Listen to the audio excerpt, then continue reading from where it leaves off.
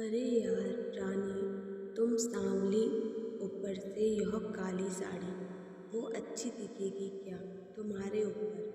पहले ही तुम्हारे रंग को देखकर लोग ताना मारते हैं। पूरब रानी को बोला। देखो ना पूरब, मैं बोलती तो कहती सास बोलती रहती है हमेशा।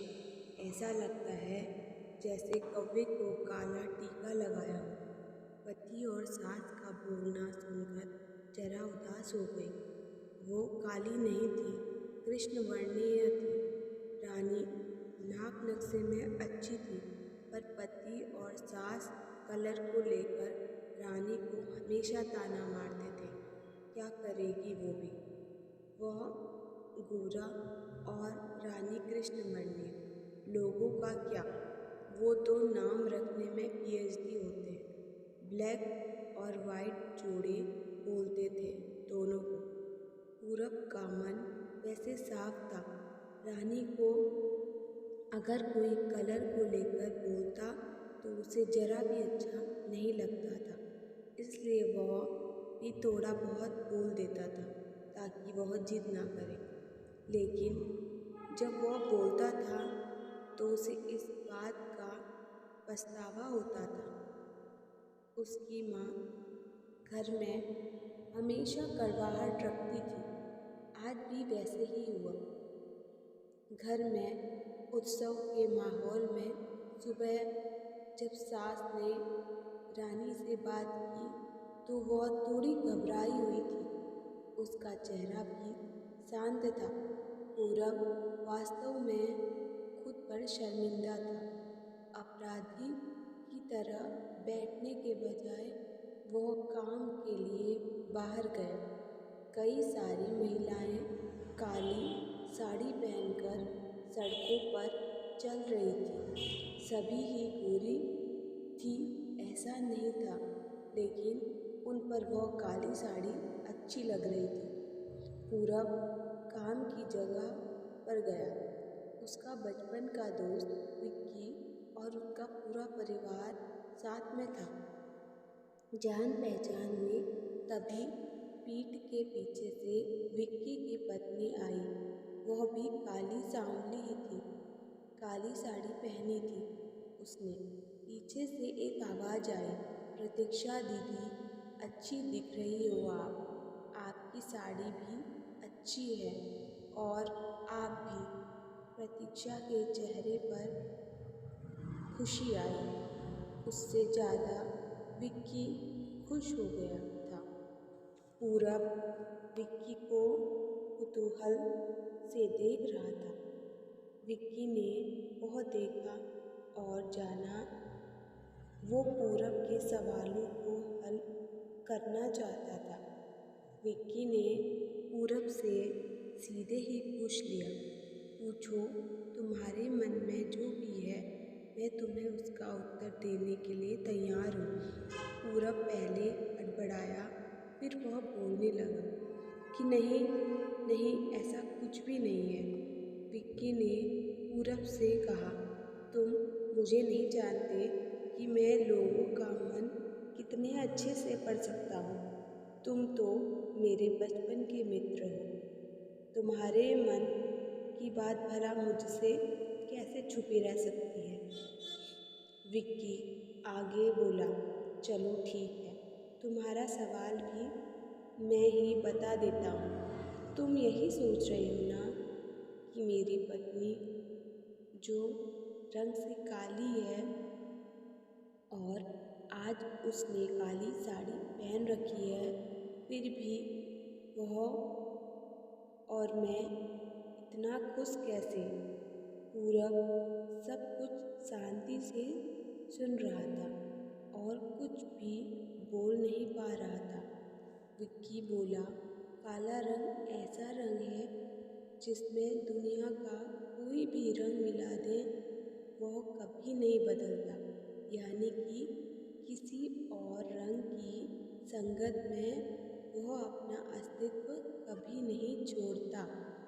इसी प्रकार प्रतीक्षा भी दिल से एकदम उस कलर के जैसी है, कभी भी रंगीन ना होने मानने वाली लड़की है। वह अपनी मर्जी से जिए, यही मुझे लगता है। मैं उसे खुश देखना चाहता हूँ। लोगों का क्या, वह तो बैठे ही हैं बुरा भला बोलने के लिए। गोरी औरत रही तो छिपकली बोलते हैं, काली होती है तो चूहा या कौवा बोलते हैं। क्या क्या नहीं बोलते। लोग ताना मारने वाली मारते रहे, हमेशा खुश रहना चाहिए। वही मैं अब कर रहा हूँ। वह सुबह मुझे बोली, मैं कैसे दिख रही हूँ? अच्छी लग रही हो तुम।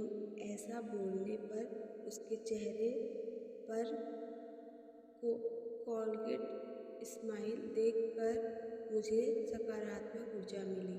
घर से बाहर निकले तो सभी बोलने लगे कि अच्छी लग रही हो भाभी। हम दोनों ने अच्छे मन से यह बात सोची, कोई ना कोई ताना मारने के लिए बोला ही होगा ना, उस वजह से जीने की दिशा क्यों बदले। पूरब को उसके घर का सुबह का माहौल याद आया। वह खुद पर ही चिढ़ गया। उसे लगा वो सचमुच में गलत था। मैं ही रानी को दुख देता हूँ, उस वजह से सब उसे बोलते हैं। अब मुझे ही अपनी भूल सुधार कर उससे माफ़ी मांगनी होगी। उसने हंसते हुए विक्की को अलविदा कहा। अपना काम निपटा कर वह एक साड़ी की दुकान पर गया। रानी के लिए उसने काले रंग की साड़ी ली और घर गया। घर जाने के बाद रानी शांत बैठी थी। उसने रानी को आवाज़ दी और साड़ी उसके हाथों में दे दी। रानी को जरा अलग ही लगा। उसने प्रश्नार्थक नज़रों से पूरब की ओर देखा।